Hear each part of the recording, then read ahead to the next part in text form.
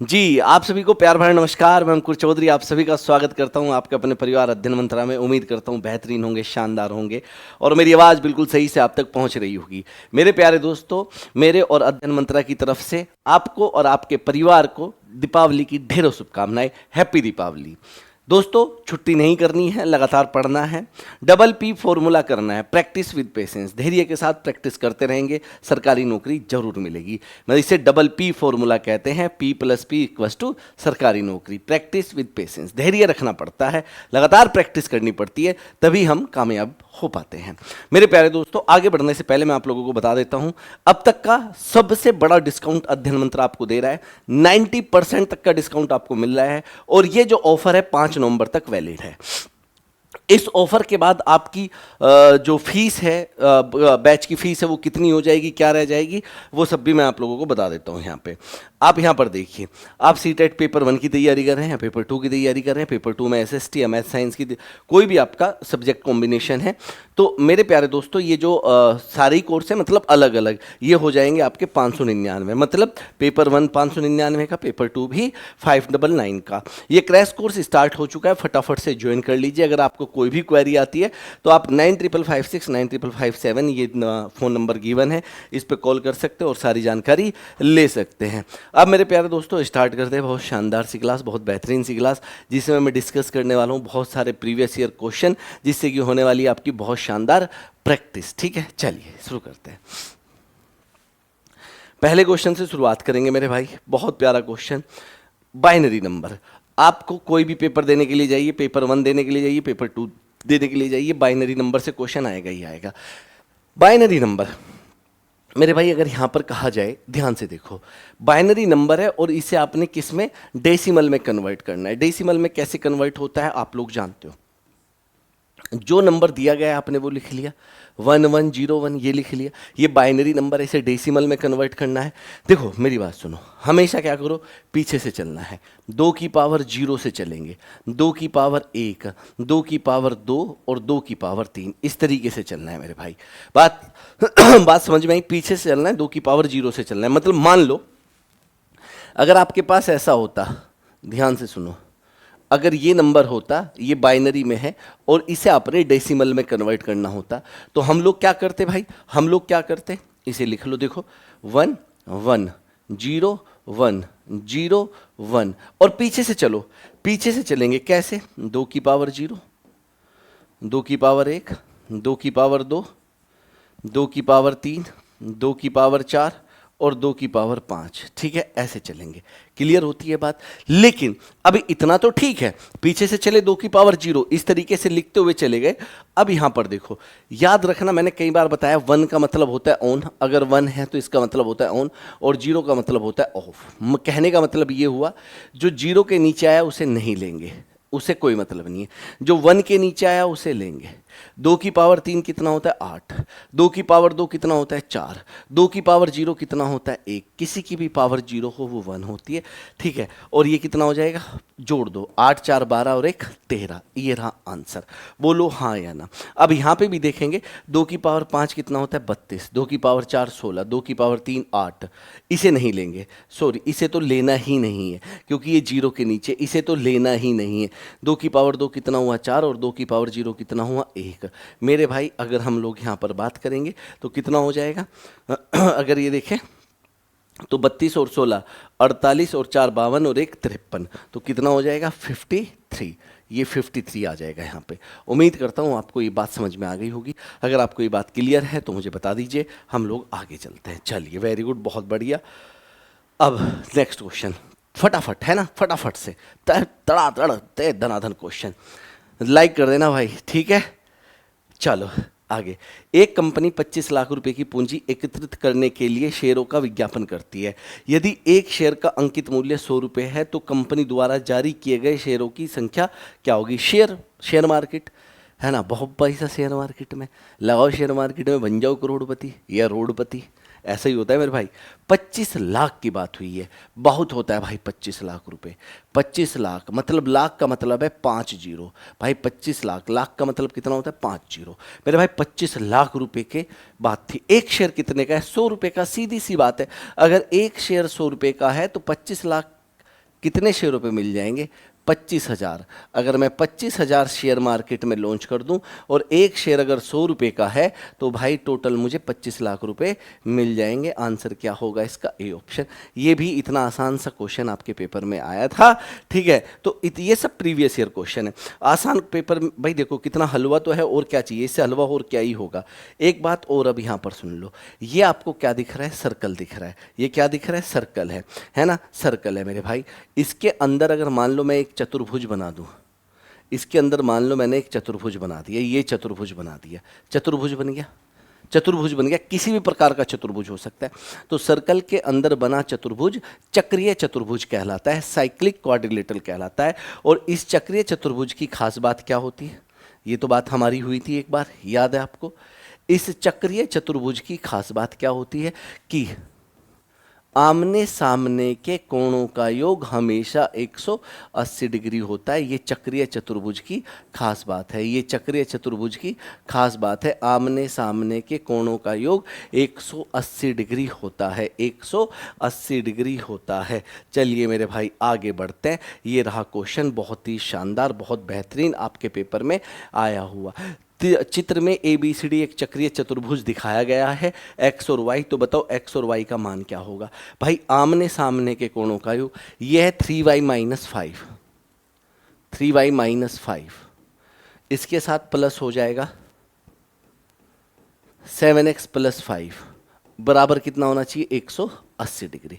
मेरे भाई plus 5 minus 5 cancel out हो गया, इसमें कोई दो राय नहीं है। तो यहाँ से तो मैं देखूँ कितना हो जाएगा मेरा। x वाले को मैं पहले लिख लेता हूँ क्योंकि यहाँ पर x और y पहले है, तो x वाले को पहले लिख लिया मैंने। 7x प्लस 3y बराबर 180। अरे बोलो हाँ या ना? इसी प्रकार ये प्लस ये 4x है, ये 4y है बराबर 20 है, वो प्लस 20 है। 4x प्लस 4y प्लस 20 बराबर 180। मतलब आमने सामने के कोणों का योग 180 होना चाहिए। 20 उधर जाके हो गया माइनस, 20 उधर जाके क्या हो गया? माइनस। कितना हो गया? 160। 4 कॉमन ले लो यहाँ से, x प्लस वाई। भाई मैंने 4 कॉमन ले लिया यहाँ से। अगर 4 कॉमन ले लिया, अब आप देखो ये कितना हो गया यहाँ पर? 40। तो इसका मतलब x प्लस वाई तो है 40, x प्लस वाई तो कितना है? 40। और ये कितना है यहाँ पर दिख रहा है आपको? हाँ, 7x प्लस 3y कितना है? 180। देख लेते हैं। x प्लस वाई क्या यहाँ पर 40 बना रहा है? 10 प्लस 15 25 बना रहा है। 35 प्लस 15 ये तो 50 बना रहा है, नहीं होगा। 40 प्लस 35 ये तो कुछ और ही बना रहा है, 50 40 चाहिए ना हमें।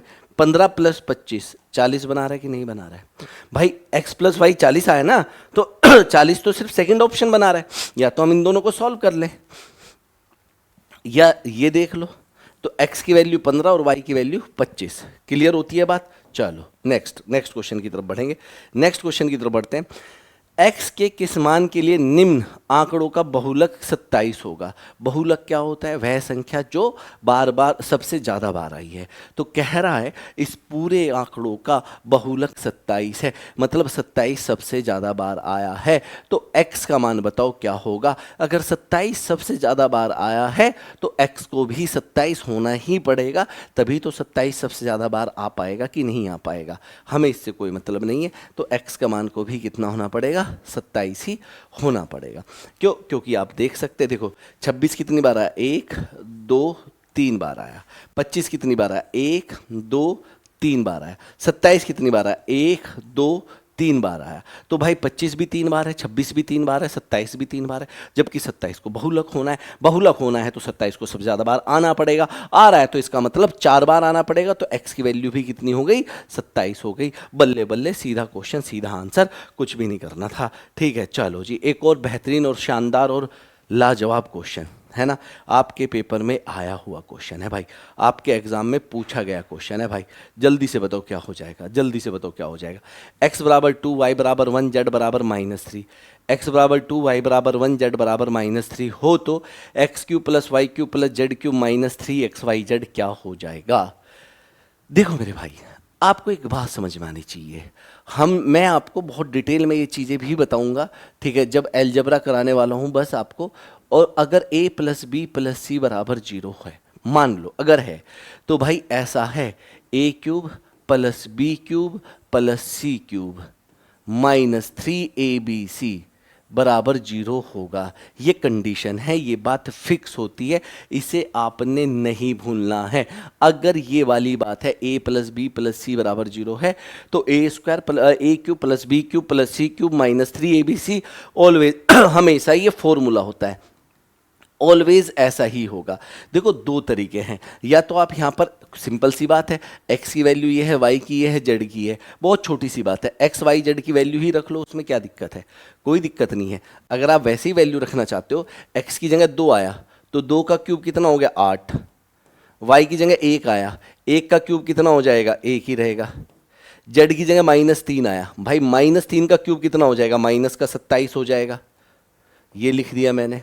अब फिर -3, x की वैल्यू कितनी आ गई 2, y की वैल्यू कितनी आ गई 1 और z की वैल्यू कितनी आ गई -3। अब आप देखो ये हुआ 8, 8 और 1 9, माइनस का 27 और माइनस इंटू माइनस ये हो जाएगा प्लस, 3 तिया 9 दूनी 18, तो मेरे भाई 9 + 18 27 -27, तो 27 में से 27 गया तो आंसर तो 0 आया या नहीं आया, आना भी चाहिए क्योंकि यही बात है, सीधी वैल्यू पुट करके देख ली, इससे तो कुछ नहीं, इससे आसान तो क्या ही होगा भाई, सीधा सीधा है कि नहीं बोलो। अगर पेपर में आया और कुछ दिमाग में नहीं आ रहा है तो क्या कर सकते हैं बोलो, सीधा सीधा आप क्या कर दोगे, वैल्यू पुट कर दोगे, बल्ले बल्ले हो जाएगी, ठीक है, कोई दिक्कत तो नहीं है, नहीं। लेकिन मैं एक बात और जानता हूं कि अगर मैं यहां देखूं इफ क्या x + y + z बराबर 0 है, अब देखो x की जगह क्या है 2, y की जगह है 1, z की जगह -3, तो 3 में से 3 गया तो 0 बनेगा, जी हाँ है, x + y + z बराबर 0 है, तब x³ + y³ + z³ -3xyz बराबर भी 0 होगा, ये बात फिक्स है। इसके ऊपर हर साल क्वेश्चन आता है, सी टेट में आता है, बीपीएससी में आता है, यूपी टेट में आता है, सुपर टेट हर जगह पूछता है, चाहे एसएससी सीजीएल ही क्यों ना हो, ये भी आपका प्रीवियस ईयर क्वेश्चन ही था, ये भी आपका प्रीवियस ईयर क्वेश्चन है, सारे प्रीवियस ईयर क्वेश्चन मैंने आपको कराने हैं, एकदम बेहतरीन सी प्रैक्टिस मैंने आपको करानी है। जतिन एक वस्तु को इसके मूल्य से 10% कम पर खरीदता है और इसके मूल्य से 10% अधिक पर बेचता है, तो इसका लाभ प्रतिशत बताओ।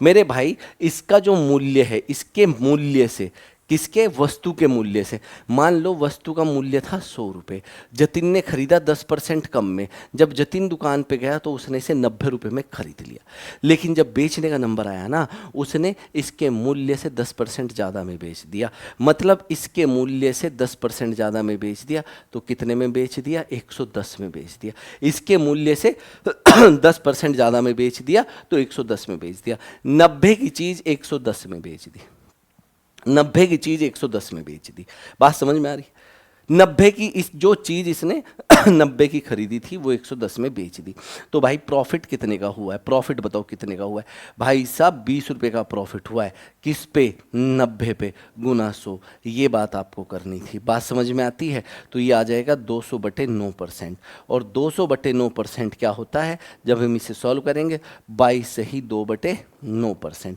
पहले तो बताओ ये बात समझ में आई या नहीं आई।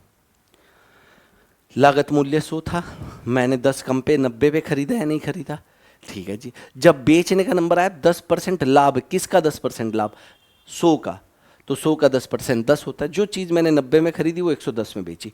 कई लोगों ने सीधा सीधा आंसर लगाएंगे कि 20% का लाभ हुआ, लेकिन नहीं, जहाँ परसेंटेज आता है वहाँ बेस आता है, तो अगर 20 का लाभ 100 पे होता तो 20% होता, क्योंकि 100 पे जितना होता है वही परसेंट होता है, लेकिन यहाँ पर 20 का लाभ 90 पे हुआ है तो 20% नहीं होगा, ना ना ना ना, 20 का लाभ 90 पे, तो 20/90 गुना 100, इस बात को नहीं भूलेंगे हम लोग, हमेशा याद रखेंगे, क्योंकि याद रखने वाली बात है मेरे भाई।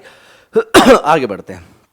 दो लंबवर्तीय शंकुओं की ऊंचाइयों का अनुपात 25 और 64 है तथा इनके व्यासों का अनुपात 4 और 5 है, इनके आयतनों का अनुपात बताओ। मेरे भाई शंकु, पहली बात तो लंबवर्तीय शंकु, आप चाहे पेपर उठा के देख लो, सीटेट इतिहास का, हिस्ट्री का, ऐसा क्वेश्चन पूछा ही पूछा गया है।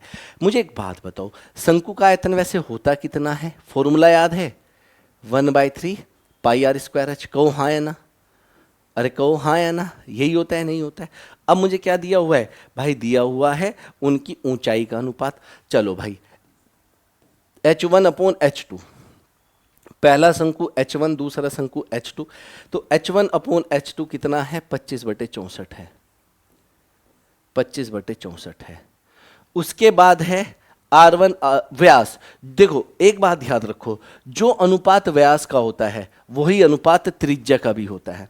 जो अनुपात व्यास का होता है, डायमीटर का होता है, वही रेडियस का होता है, कोई फर्क नहीं पड़ता। अगर अनुपात है तो डायमीटर का अनुपात दिया हो या रेडियस का अनुपात दिया हो, बात एक ही है। तो रेडियस का अनुपात कितना हो जाएगा यहाँ पर? 4/5। बोलो हाँ या ना।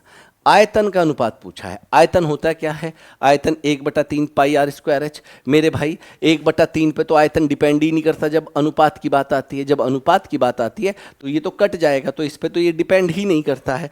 अगर इस पे ये डिपेंड नहीं करता है तो सुनो ध्यान से, फिर किस बातों पे डिपेंड करता है, किन बातों पे निर्भर करता है, वो बात पता होनी चाहिए। सीधा आर स्क्वायर एच पे निर्भर करता है। दोनों का आयतन V1 अपॉन V2।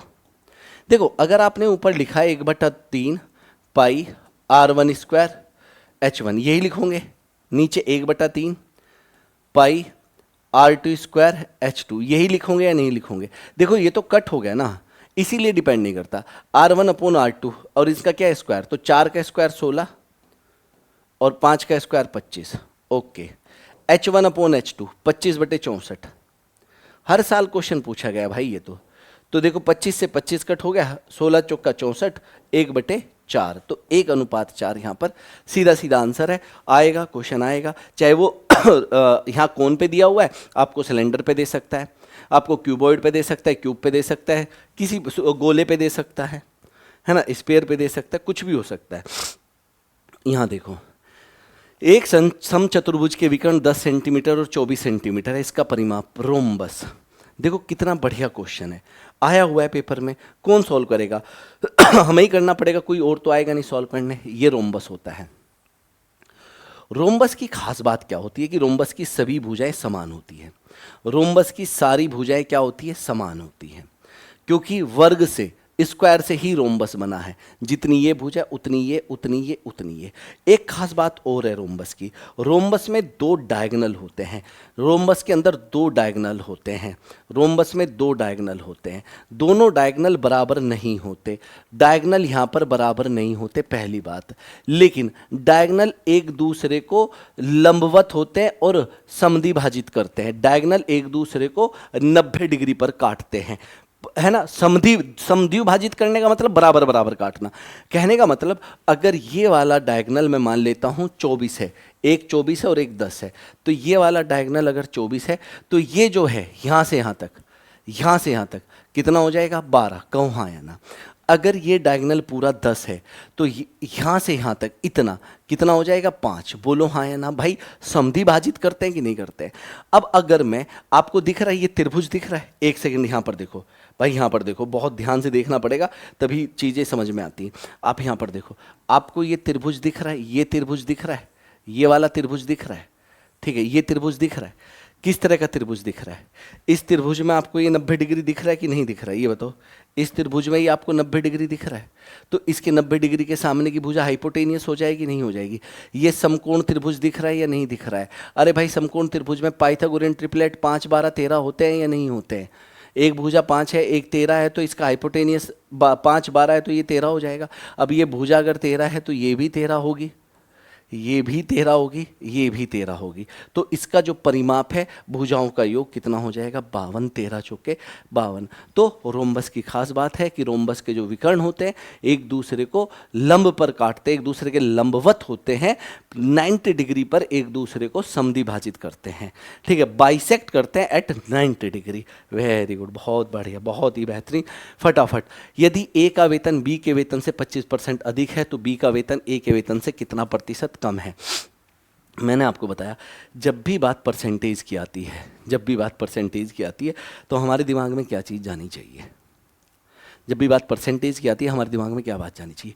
बेस। अगर बेस हम भूल गए क्वेश्चन गलत हो जाएगा। ए का वेतन बी के वेतन से 25% अधिक है। ए का वेतन बी के वेतन से 25% अधिक है। ए का वेतन किसके वेतन से? बी के। अगर बी का वेतन 100 है तो ए का वेतन 100 25 है। अब हमें क्या बताना है, अब हमें बताना है तो बी का वेतन ए के वेतन से कितना प्रतिशत कम है। तो बी का वेतन ए के वेतन से कितना प्रतिशत कम है, बी का वेतन ए के वेतन से कितना प्रतिशत कम है, 25 कम है किससे, 125 से, 125 से इंटू 100, इंटू 100, ये कट हो गया 5 बार, ये कट हो गया 20 बार, तो मेरे भाई 20%। तो किससे सबसे, देखो हमेशा नीचे जो आती है ना बात, नीचे वो आती है किससे, भाई किससे कम है या किससे ज़्यादा है। अगर ये 100 था तो 125 हो गया, अब ये 25 कम है लेकिन किससे, 125 से, बात पल्ले पड़ती है। वेरी गुड, बहुत बढ़िया क्वेश्चन था।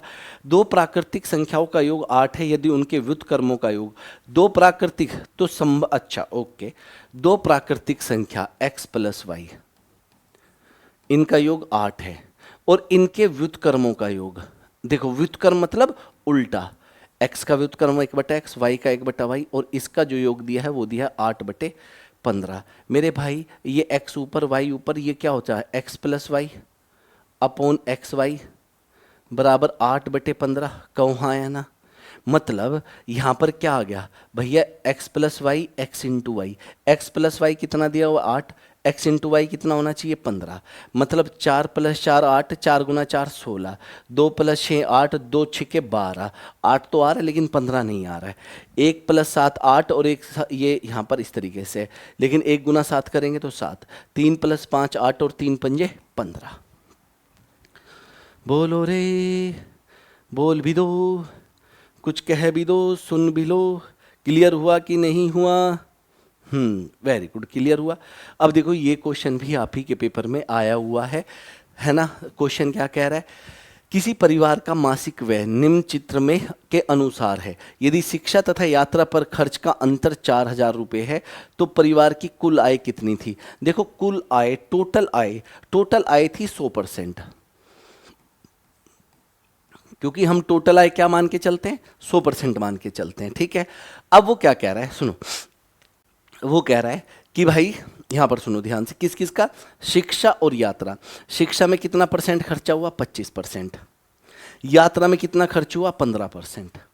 शिक्षा में 25%, यात्रा में 15%, अंतर कितने का आया, 25 में से 15 गया, 10% का अंतर आया। इस 10% की वैल्यू क्या है, इस 10% की वैल्यू क्या है, इस 10% की वैल्यू है 4000, 10% की वैल्यू है 4000। अगर 10% की वैल्यू 4000 है तो 100% की वैल्यू 40,000 होगी, 40,000 होगी, खत्म कहानी, पियो पानी। भाई एक एक जीरो तो लगानी है दोनों तरफ, 10% की वैल्यू 4000, 100% की वैल्यू 40,000, बस क्वेश्चन हो गया सॉल्व, हो गया सॉल्व। तो आगे बढ़ते हैं, इसी तरीके से सॉल्व होते क्वेश्चन, ठीक है जी। आगे बढ़े, चलो इस क्वेश्चन को सॉल्व करते हैं। दो संख्याओं का मैं से तथा लय से क्रम से 13 और 1989 है, यदि एक संख्या 117 है तो दूसरी संख्या बताओ। लो ये तो हर साल आता ही आता है, ये तो पेपर 1 में भी आता है, पेपर 2 में भी आता है, ये तो आना ही आना है।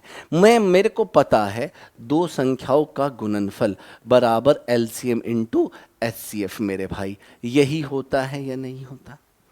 दो संख्याओं का गुणनफल क्या होता है भाई, बोलो कमेंट में ही बोलो कम से कम, LCM गुना HCF, ठीक है। तो मेरे भाई अगर दो संख्याएं मेरे पास है जिसमें से एक संख्या कितनी है 117, दूसरी संख्या मुझे बतानी है, बराबर LCM कितना दिया हुआ है भाई, यहां पर देखें तो LCM दिया हुआ है 13 और HCF दिया हुआ है 13 और LCM कितना है 1989। यस बिल्कुल सही बात है, ये कट हो गया 9 बार। अब अगर 9 से काटूंगा 9 दूनी 18, 9 दूनी 18 1, तो मेरे भाई जो दूसरी संख्या है वो 221 आ जाएगी, पूरी पूरी कट के कट भी रही है। पहले बताओ यहाँ तक अगर आपको क्लियर हुआ है तो लाइक और शेयर करते चलो दबा के। भाई सेशन को लाइक और शेयर कर दो, है ना। Very good. क्वेश्चन क्या है, 4 अंकों की बड़ी से बड़ी संख्या ज्ञात कीजिए जो कि एक पूर्ण वर्ग है। ये भी आपका प्रीवियस ईयर क्वेश्चन है, सारे आपके प्रीवियस ईयर क्वेश्चन है। 4 अंकों की संख्या जो कि पूर्ण वर्ग है, मेरे भाई जो पूर्ण वर्ग होता है, सुनो ध्यान से, बहुत सारी बात है। कभी भी पूर्ण वर्ग इस तरीके की संख्या 9 या 4 ऐसी कोई संख्या, ऐसी कोई भी संख्या पूर्ण वर्ग कभी भी नहीं होती। पहली बात, पूर्ण वर्ग संख्या में या तो लास्ट में 2 जीरो होती है, या 4 जीरो होती है, या 6 जीरो होती है। अगर पूर्ण वर्ग संख्या है तो 2 जीरो का पेयर बनता है पूर्ण वर्ग में, तो कभी भी 1 जीरो या 3 जीरो या 5 जीरो नहीं हो सकती, इसलिए ये भी आंसर नहीं है। कई लोग इसका आंसर बी लगा के आए थे, बहुत लोग, उन्हें लगा कि 4 अंकों की सबसे बड़ी संख्या बतानी है, लेकिन हमें 4 अंकों की सबसे बड़ी संख्या बतानी है जो कि एक पूर्ण वर्ग भी हो, जो कि एक पूर्ण वर्ग भी हो। मेरे भाई एक बात सुनो, 7 का स्क्वायर कितना होता है अपने दिमाग में सोच के बताओ। 49, वेरी गुड, ठीक है। 13 का स्क्वायर क्या होता है? 169। अगर कोई संख्या पूर्ण वर्ग है, कोई भी संख्या पूर्ण वर्ग है, उसका इकाई का अंक 9 है, तो उसका धाई का अंक हमेशा ही इवन होना चाहिए। उसका जो पड़ोसी है हमेशा ही इवन होना चाहिए। अगर कोई ऐसी संख्या पूर्ण वर्ग है और इसके लास्ट में 9 है, तो भैया यहाँ पर हमेशा ही एक इवन संख्या होनी चाहिए, इवन नंबर होना चाहिए। तो मतलब ये भी आंसर नहीं है, क्योंकि 9 के साथ तो 9 है, ये ओड है, नहीं है, तो इसीलिए ये ही बचा। बहुत सारे तरीके हैं। जो 99 का स्क्वायर है, 99 का स्क्वायर ही आपको 4 अंकों की सबसे बड़ी पूर्ण वर्ग संख्या दे सकता है, 99 का स्क्वायर। और 99 का स्क्वायर 9801 होता है। मैं क्लास में आगे आने वाले बताऊंगा कि कैसे हम इन सब का फटाफट से स्क्वायर निकाल सकते हैं। कई लोग निकालना जानते, कई लोग नहीं जानते, लेकिन कोई बात नहीं, हम लोग सीख लेंगे धीरे धीरे। बहुत सारे क्वेश्चन हम लोग कर रहे हैं, हर साल आएगा, मोस्ट इम्पोर्टेंट क्वेश्चन है, बहुत बार इस क्वेश्चन को पूछा गया है आपसे। क्वेश्चन है, जब x की पावर 13 प्लस 1 को x माइनस 1 से भाग दिया जाता है तो शेषफल क्या प्राप्त होता है? याद रखना, अगर मैं इसे x माइनस 1 से भाग दे रहा हूँ, इसका मतलब x बराबर 1 पुट कर रहा हूँ। ये बात बहुत ज़्यादा ज़रूरी है। जिससे भी आप भाग दे रहे हो उसे बराबर 0 रख दो और वहाँ से x का मान आ जाएगा। ठीक है मेरे भाई, तो यहाँ पर मेरे को भाग देना है किसे? x की पावर 13 प्लस 1 को, मतलब x बराबर 1 आ गया। 1 की पावर 13 प्लस 1, 1 की पावर 13 है तो वो 1 ही रहेगा। 1 प्लस 1 इक्वल्स टू कितना हो गया? 2। ओके जी, वेरी गुड, बहुत बढ़िया।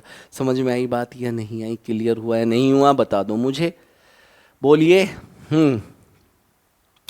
क्लियर है? चलिए, बहुत बढ़िया, बहुत ही बेहतरीन, बहुत ही शानदार। एक ये क्वेश्चन भाई बहुत बार पूछा गया, मतलब बहुत बार पेपर में आया, बहुत बार। एक गांव की जनसंख्या प्रतिवर्ष 5 वर्ष बढ़ जाती है। यदि वर्तमान में उस गांव की जनसंख्या ये है तो वर्ष क्या कह रहा है? तो 2 वर्ष, उधर लिखा हुआ है 2 वर्ष पूर्व उस गांव की जनसंख्या क्या थी, कितनी थी? बहुत बढ़िया क्वेश्चन है। मैं कहता हूं अगर दिमाग में कुछ भी नहीं आया पेपर में बैठ के इस क्वेश्चन को, एक चीज तो आ सकती है, सबसे बेसिक। आज जनसंख्या दी है, 2 साल पहले पूछिए, मेरे को नहीं पता क्या थी, 2 साल पहले x थी। हर साल 5% बढ़ती है, हर साल 5% बढ़ती है। भाई जितना भी परसेंट बढ़ती है उसे 100 में ऐड कर दो, जितना भी परसेंट बढ़ती है उसे 100 में ऐड कर दो, इसमें तो कोई दिक्कत नहीं है। अगर 10% बढ़ती तो 110% हो जाती, 20% बढ़ती 120 हो जाती, 30 बढ़ती 130 हो जाती। भाई 2 साल पहले x थी, हर साल 5% बढ़ी तो 105% होगी, 105% होगी, और इतना बढ़ के कितनी होगी मेरे भाई? ये होगी। अब देखो कितना आसान क्वेश्चन हो गया, बताओ यार इसमें कोई रॉकेट साइंस है? नहीं। 5 से काटा 21, 5 से काटा 20, कोई रॉकेट साइंस नहीं। 5 से काटा 21, 5 से काटा 20, मेरे भाई 21 गुना 21 441 होता है। 441 भाई किसका स्क्वायर होता है? ये 10 बार कट हो गया। 20 गुना 20 400, और गुना अगर 10 करेंगे तो 4000। मेरे भाई ये 20 गुना 20 गुना 10, बताओ यार इससे आसान तरीका कुछ नहीं हो सकता। ना इस क्वेश्चन के लिए कोई ट्रिक की जरूरत है, ना ट्रक की, ना रेलगाड़ी की, ना बैलगाड़ी की, खत्म। मैं कहता हूँ अगर आपको बेसिक कॉन्सेप्ट भी आते हैं तो भी आप बहुत अच्छा कर लेंगे। अब मैं इसमें आपको ट्रिक बताऊं कि ऐसा कर लेते, उससे ज़्यादा जल्दी तो ये हो रहा है, उससे ज़्यादा जल्दी तो ये हो रहा है कि नहीं हो रहा है बताओ? हाँ, अब देखो भाई क्वेश्चन क्या कह रहा है, ये भी सब प्रीवियस क्वेश्चन है। मैंने लगभग पूरी कोशिश की है कि मैं आपको हर एक टॉपिक से क्वेश्चन कराऊं। मैंने पूरी कोशिश की है कि मैं आपको हर एक टॉपिक से क्वेश्चन कराऊं, हर एक टॉपिक से, ठीक है। 10 प्रशिक्षणों 5, 9, 14, 15 ये कुछ दिया हुआ है। 34 को आरोही क्रम में व्यवस्थित किया, बढ़ते हुए क्रम में लिखा है, तब इन आंकड़ों की माध्यिका 24 है, तो x का मान बताओ। देखो माध्यिका के लिए सबसे पहले आंकड़ों को बढ़ते हुए क्रम में लिखते हैं, जो कि इसने ऑलरेडी लिख दिया है। अगर बढ़ते हुए क्रम में लिखते हैं, मान लो बढ़ते हुए क्रम में ऐसे लिख दिया, और उसके बाद हम लोग देखते हैं मिडिल टर्म। उसके बाद हम लोग क्या देखते हैं? मिडिल टर्म, मध्य टर्म, मिडिल टर्म हम लोग देखते हैं। तो मिडिल टर्म की अगर यहाँ पर बात की जाए, ध्यान से देखो, अगर मैं यहाँ पर देख रहा हूँ, ये दिख रहा है मेरे को 10 प्रशिक्षण, ये दिख रहे हैं सारे के सारे को आरोही क्रम में व्यवस्थित किया जाता है। इन आंकड़ों की माध्यिका 24 है, x का मान बताना है। तो देखो कितने पद हैं टोटल? 1, 2, 3, 4, 5, 6, 7, 8, 9, 10। अगर मेरे पास 10 पद हैं तो बीच में कौन होगा? देखो 5 इधर रहने चाहिए, 5 इधर रहने चाहिए, तो बीच में कौन होगा? 1, 2, 3, 4, 5, मतलब यहाँ कहीं बीच है। और बीच का मतलब होता है इन दोनों को जोड़ के बटा 2 करना। मतलब अगर मैं उन दोनों को जोड़ूं, x + 1 प्लस 2x - 13, 2x - 13 बटा 2, यही हो जाएगा ना। ये मिडिल टर्म है, जो कि किसके बराबर आ जाएगा भाई? किसके बराबर है? 24 के बराबर। पहले बताओ इतनी बात समझ में आई या नहीं आई? मेरे भाई अगर मैं आपको कहूँ, देखो 6, 8, 10, 12 इनका मिडिल टर्म का है, मिडिल इनके बीच में कैसे पता चलेगा? 8 + 10 बटा 2, तो बीच में कितना है? 9। बात समझ में आती है नहीं आती है? बताओ मिडिल टर्म कितनी होगी? 9 होगी। क्लियर होती है बात?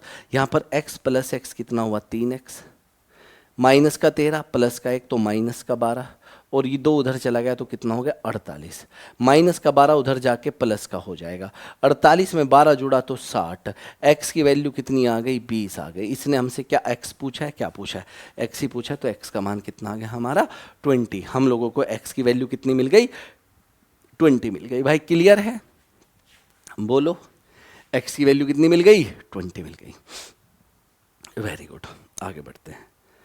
एक ये क्वेश्चन भी आपके पेपर में आया है, पढ़ो भाई, फटाफट से पढ़ो और फटाफट से मुझे आंसर बताओ। पढ़ो पढ़ो पढ़ो पढ़ो पढ़ो, ऐसे बात नहीं बनेगी। कितना है भाई बताओ?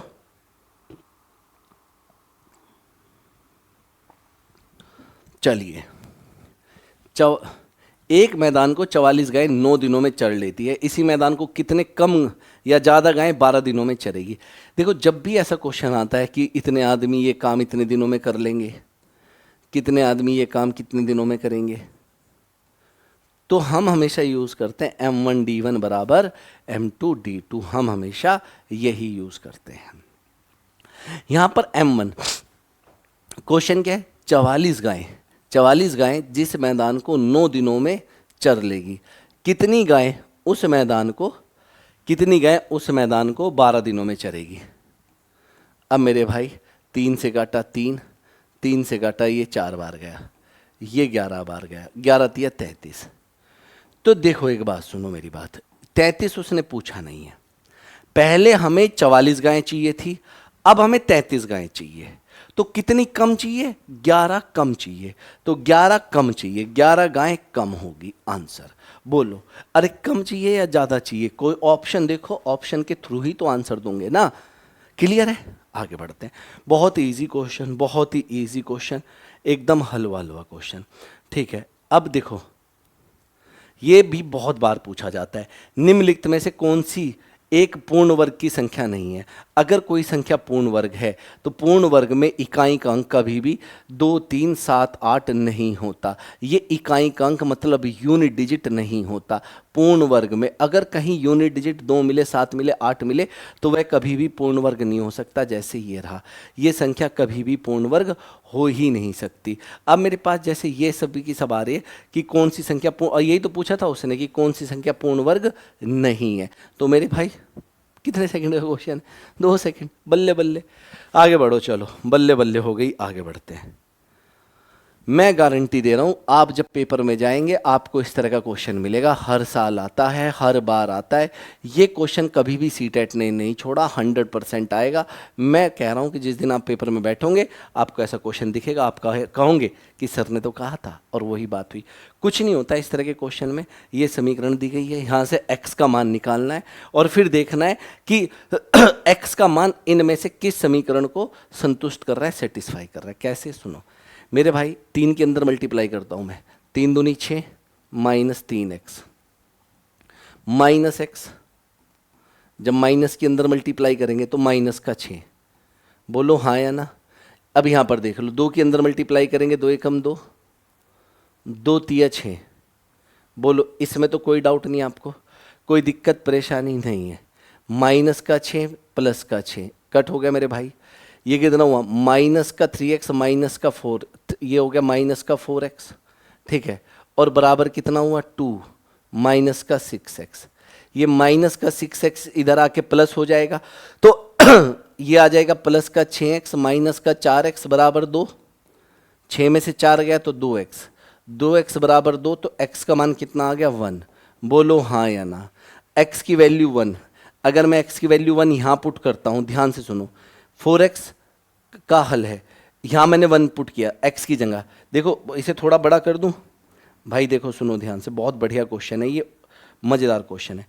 अगर x की जगह 1 पुट किया तो ये 4 आ जाएगा, 4 एकम 4 प्लस 3 कितना हुआ 7, ये 5 आ जाएगा प्लस 2 तो कितना हुआ 7, 5 और 2 7, 4 और 3 7, इसी का हल है। बराबर दे रहा है या नहीं दे रहा है, क्या इसका हल है 9 एकम 9 प्लस 5 14, ठीक है।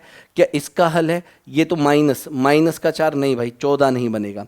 5 एकम 5 7 12, क्या ये 12 बनेगा, 2 एकम 2 प्लस 9 11, नहीं बनेगा, ये भी नहीं होगा। इसीलिए पहला ऑप्शन 100% ऐसा क्वेश्चन आएगा, सॉल्व करना पड़ेगा, कोई और सॉल्व करने के लिए नहीं आने वाला है मेरे भाई, हमें खुद ही सॉल्व करना पड़ेगा। उम्मीद करता हूँ कि यहाँ तक आपको कोई भी परेशानी नहीं है, कोई भी प्रॉब्लम नहीं है, क्लियर हो चुका है, वेरी गुड। अगर इस तरह का क्वेश्चन आएगा तो हम लोग कर ही लेंगे, इस तरह का क्वेश्चन आएगा तो हम लोग कर ही लेंगे, छोड़ने वाले नहीं है। क्या कह रहा है, क्या कह रहा है भाई, देखो, किसी संख्या में पहले 10% की वृद्धि की जाती है तथा फिर उसमें 10% की कमी की जाती है, तो इस प्रकार संख्या में क्या बदलाव होगा। तरीके बहुत सारे हैं, लेकिन अगर एक ही परसेंटेज इंक्रीज हो रही है और एक ही डिक्रीज हो रही है, चाहे वो 10 है, चाहे वो 20 है, चाहे 30 है, तो हमेशा इंक्रीज और डिक्रीज के लिए हमेशा एक्स स्क्वायर अपॉन 100% डिक्रीज होगी, घटेगी। मान लो कोई संख्या पहले x% इंक्रीज हुई और उसके बाद x% डिक्रीज हुई, या पहले डिक्रीज हो जाए बाद में इंक्रीज, उससे कोई फर्क नहीं पड़ता, कंडीशन यही बनेगी। यहाँ पर 10% पहले जो भी हुई है इंक्रीज फिर डिक्रीज, तो 10 का स्क्वायर बटे 100, 10 का स्क्वायर बटे 100, 10 का स्क्वायर कितना होता है 100, और 100 बटे 100 कितना हो जाएगा 1, सीधी सी बात, नो बकवास। ये लो भैया, आंसर कितना होगा 1%, 1%, 1%, ठीक है 1%। तो 1% क्या हो जाएगा, वृद्धि, ना ना ना ना, 1% वृद्धि नहीं। ये बहुत से लोग कहते हैं कि कोई बदलाव नहीं हुआ, ऐसा नहीं होता। सुनो, आपके पास 100 रुपये थे, पहले 10% बढ़ गए, 10% बढ़ गए तो कितने हो गए 110, और फिर 10% घट गया, 110 का 10% होता है 11, 11 घट गया तो कितना रह गया 99, 100 से कितना रह गया 99 रह गया, 1% का डिक्रीमेंट, 1% का डिक्रीमेंट आ गया, ठीक है 1% का डिक्रीमेंट आ गया। उम्मीद करता हूँ यहाँ तक आपको कोई प्रॉब्लम नहीं है, कोई दिक्कत नहीं है, कोई परेशानी नहीं है। आगे चलें, आगे चलते हैं मेरे भाई, नेक्स्ट क्वेश्चन की बात करेंगे। क्या कह रहा है, दो संपूरक कोणों की माप क्रम से 2a प्लस बी और 3a माइनस बी है, तब 3a का मान बताओ। दो संपूरक कोण, सप्लीमेंट्री एंगल, अगर मेरे पास कोई दो सप्लीमेंट्री एंगल है θ1 और θ2, तो मेरे भाई इनका जो योग होता है वो सॉरी सप्लीमेंट्री की बात हो रही है, इनका जो योग होता है वो 180 डिग्री होता है, इनका जो योग होता है वो 180 डिग्री होता है, ठीक है 180 डिग्री होता है इनका योग। अब आगे बढ़ो, आगे बढ़ो, आगे बढ़ो, आगे बढ़ो, ठीक है आगे देखते हैं। तो क्या हो जाएगा, दो संपूरक कोणों की माप ये है, तब 3a, तो अब भाई दोनों को जोड़ देंगे, पहले कितना आ जाएगा 2a प्लस बी, फिर दूसरा कितना आ जाएगा 3a माइनस बी, तो ये कितना हो जाएगा बोलो, ये कितना हो जाएगा भाई 180 डिग्री। ठीक है, तो देखो ये कट हो गया, 2a + 3a कितना हुआ 5a इक्वल्स टू कितना हो गया 180। तो a की वैल्यू कितनी आ गई 36 डिग्री, a की वैल्यू 36 डिग्री। इसने पूछा है 3a का मान, 3a तो कितना हो जाएगा 3 गुना 36, 3 गुना 36 कितना हो जाएगा 108। बोलो हाँ या ना। तो ये कितना हुआ 108। क्लियर हुआ या नहीं हुआ, पहले इतना बताओ मेरे को। यहाँ तक अगर आपको कोई भी प्रॉब्लम है, कोई भी परेशानी है तो आप मुझे बता सकते हैं मेरे भाई। अगले क्वेश्चन का आंसर मुझे बताओ। यहाँ पर आप लोग क्या आंसर देंगे इसका, जल्दी से बताओ, जल्दी से बताओ, जल्दी से बताओ, जल्दी से बताओ, जल्दी से बताओ क्या होगा, जल्दी से फटाफट जल्दी से बताओ भाई। शब्द मैथ्स के अक्षरों में अक्षरों का कौन सा युग्म घूर्णन समिति प्रदर्शित करता है। घूर्णन समिति जो घूमने के बाद भी सेम पहले जैसा ही दिखे। देखो कौन करता है भाई घूर्णन समिति को प्रदर्शित, कौन करता है बोलो। ए नहीं करेगा, एस कर देगा, टी नहीं करता है, एच और एस, एच और एस। देखो घूर्णन समिति का मतलब है कि अगर मैं इन्हें 180 डिग्री घुमाऊं ना, इसे ऐसे घुमा दूं तो एच की तरह दिखेगा, इसे ऐसे घुमा दूं तो ये एस की तरह ही दिखेगा। अगर मैंने एम को 180 डिग्री घुमा दिया तो ये डब्लू बन जाएगा, तो ये तो नहीं दिखाएगा। एक अगर मैंने 180 डिग्री घुमाया तो ये ऐसे बन जाएगा, तो ये भी घूर्णन समिति नहीं है। घूर्णन समिति का मतलब है कि घूमने के बाद भी पहले जैसा ही दिखाई दे। बात समझ में आई या नहीं आई। अब कहो टी भाई, एम तो अभी कैंसिल आउट हो गया, एच को आप ऐसे घुमाओगे तो भी एच दिखेगा, एस को आप ऐसे घुमाओगे तो भी एस ही दिखेगा। क्लियर होती है बात या नहीं होती? चलो, अगर आपको ये बात क्लियर होती है तो नेक्स्ट क्वेश्चन की तरफ चलते हैं। रोमन नंबर, रोमन नंबर के ऊपर भी बहुत क्वेश्चन आए हैं। मैं ये नहीं कहूँगा कि हर बार क्वेश्चन आए, लेकिन क्वेश्चन तो आते ही हैं रोमन नंबर के ऊपर भी। निम्नलिखित में से किसे रोमन नंबर में सही नहीं लिखा जा सकता। निम्नलिखित में से किसे रोमन नंबर में सही नहीं लिखा जा सकता। देखो भाई, रोमन नंबर में अगर मेरे को 5 लिखना है ना तो वो आएगा V, और अगर मुझे 10 लिखना है ना तो क्या मैं 2 बार V लिखूंगा भाई? 5 और 5 10 नहीं भाई, 10 के लिए हमें मिलता है X। मेरी बात समझ में आई? तो अगर मैं इस सी ऑप्शन को देखूं तो x मतलब 10 हुआ, v मतलब 5 हुआ, ये 5 हुआ, 10 5 5 20 हुआ। लेकिन 20 को तो ऐसे लिख ही नहीं सकते, 20 को तो हम 2 बार x लिखते हैं। बोलो हाँ या ना। तो इसीलिए ये गलत है। मैं पूरा रोमन नंबर भी पढ़ाऊंगा, एक एक पॉइंट आप लोगों के साथ डिस्कस करूंगा, टेंशन वाली बात है नहीं। ठीक है, छुट्टी हम नहीं रखेंगे, आपको लगातार क्लासेस देते रहेंगे, पढ़ने पे मजबूर कर देंगे, छुट्टी नहीं करेंगे। ठीक है, पढ़ने पे आपको मजबूर कर देंगे, क्योंकि पढ़ना ही पड़ेगा मेरे भाई, उसके बिना काम ही नहीं है। यदि किसी कोण 87 डिग्री का संपूरक कोण x है, संपूरक कोण की बात हुई है मेरे भाई, मैंने कहा था संपूरक कोण। अगर मैं आपको ये कहूं कि 2 संपूरक कोणों का योग 180 डिग्री होता है तो इसमें कोई गलत बात नहीं होगी। इनमें से एक कोण कितना है? यदि किसी कोण 87, एक तो 87 है, इसका संपूरक कोण कितना है x, इनका योग कितना होगा 180, ये इधर चला गया तो मेरे भाई x की वैल्यू कितनी आ जाएगी 93 डिग्री। कितनी हो जाएगी 93 डिग्री। लेकिन बताना है 3x - 100, लेकिन बताना क्या है 3x - 100। बात समझ में आती है नहीं आती है? अब 3 गुना 93 भाई, 9 3 3 9 9 3 27, तो कितना आ जाएगा 179। ये रहा आंसर 179। ठीक हो गई बात, बढ़िया हो गई बात, समझ में आ गई बात है नहीं? क्लियर होती है ना? चलो वेरी गुड मेरे भाई। सारे क्वेश्चन पूरी कोशिश करेंगे, दबा के भर भर के क्वेश्चन करेंगे, और कोई भी क्वेश्चन छूटना नहीं चाहिए। क्या क्वेश्चन कह रहा है? निम्नलिखित में से किस अक्षर में घूर्णन समिति है परंतु रेखिक समिति नहीं है? देखो एम में भी रेखिक समिति है, ये आंसर नहीं होगा। ओ में तो अनंत होती है, ये आंसर नहीं होगा। एक्स में तो दो रेखिक समिति होती है, लीनियर लाइन ऑफ सिमेट्री होती है, एक तो हॉरिजॉन्टल और एक वर्टिकल। अगर मैं एक्स की बात करूं, एन में एक भी लीनियर सिमेट्री नहीं होती, लेकिन रोटेशनल होती है। तो रोटेशनल का अगर आपको नहीं मालूम है, मान लो, तो आप यही निकाल लो कि किस में लीनियर सिमेट्री नहीं है। एन में कोई भी लाइन ऑफ सिमेट्री नहीं होती है। ठीक है, लेकिन अगर इसे 180 डिग्री घुमाया जाए तो ये एन की तरह ही दिखेगा मेरे भाई। उम्मीद करता हूँ यहाँ तक आपको कोई भी प्रॉब्लम परेशानी नहीं है। अगर आपको ये क्लास पसंद आई है, दबा के करेंगे लाइक, दबा के करेंगे शेयर, ठीक है। बहुत सारे क्वेश्चन हम लोगों ने आज किए हैं, है ना। ये आपके लिए मैं एक होमवर्क छोड़े जा रहा हूँ भाई। मैं चाहता हूँ कि आप मुझे इसका आंसर देंगे कमेंट्स में और भाई बताएंगे। आज थोड़ी सी क्लास फास्ट तो नहीं हुई है क्योंकि मेरे को ज़्यादा से ज़्यादा क्वेश्चन कराने थे। तो मेरे भाई आज के लिए इतना ही। आप सभी का तहे दिल से बहुत बहुत धन्यवाद। आप सभी को हैप्पी दीपावली। लगातार दीपावली मनाते रहो, बम पटाखे फोड़ते रहो, जैसे भी आप मनाते हैं, अपने परिवार के साथ, घर वालों के साथ, प्यारे लोगों के साथ चलिए जी, मनाते रहे दिवाली। कमेंट्स आप करेंगे, आपके कमेंट्स का भूखा हूँ मैं, ठीक है ना। कमेंट से बताएंगे कि आप मैथ को कितना प्यार करते हैं, आप मैथ को कितना प्यार करते हैं, और क्या आपके शानदार रिवीजन हुआ या नहीं हुआ, शानदार रिवीजन किया या नहीं किया। आप सभी का धन्यवाद। नेक्स्ट क्लास में मिलेंगे, लेकिन उससे पहले आप क्लास को क्या कर देंगे, लाइक कर देंगे, शेयर कर देंगे, ठीक है प्लीज़, है ना।